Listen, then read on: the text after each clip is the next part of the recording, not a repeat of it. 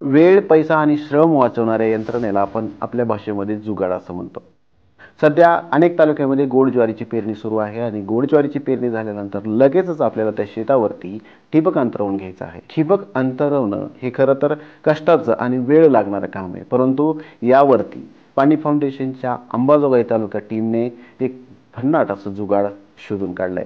नेमकं काय आहे हे जुगाड आणि कशा पद्धतीने वेळ, श्रम आणि पैसा या माध्यमातून वाचू शकतो याबद्दल सविस्तर अशी माहिती तालुका समन्वयक श्री महेश गुळविले सर आपल्याला सांगतायत. जाणून घेऊयात त्यांच्याकडून.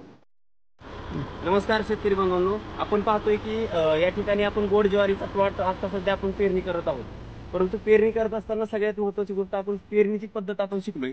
परंतु आज मी तुम्हाला एक नवीन जुगाड सांगणार आहे. ते जुगाड म्हणजे जे क्षेत्र आपण पेरणी करतोय त्या क्षेत्रावर आपल्याला लागलीच ड्रिप टाकून घ्यायचंय. तर ते टाकण्यासाठी आपल्याला एक्स्ट्राची वेळ देण्याची गरज नाही. आपण पाहू शकता की ट्रॅक्टरवर आपण ऍडजस्टमेंट केलंय.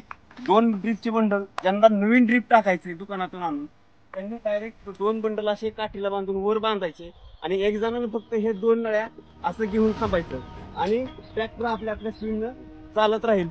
जेवढा वेळ आपल्याला पेरणी करण्यासाठी लागतोय मित्रांनो, तेवढाच वेळ ड्रिप टाकून सुद्धा होतोय. एक्स्ट्राचा वेळ आपल्याला ड्रिप टाकण्यासाठी देण्याची अजिबात गरज नाही. आपण पाहू शकताय अगदी शांत पद्धतीने फक्त ह्याला धरून थांबायचं इथं काम आहे आणि खूप कमी वेळामध्ये पेरणी करून ड्रिप अंतरून आपलं पूर्ण होऊ शकतं. धन्यवाद.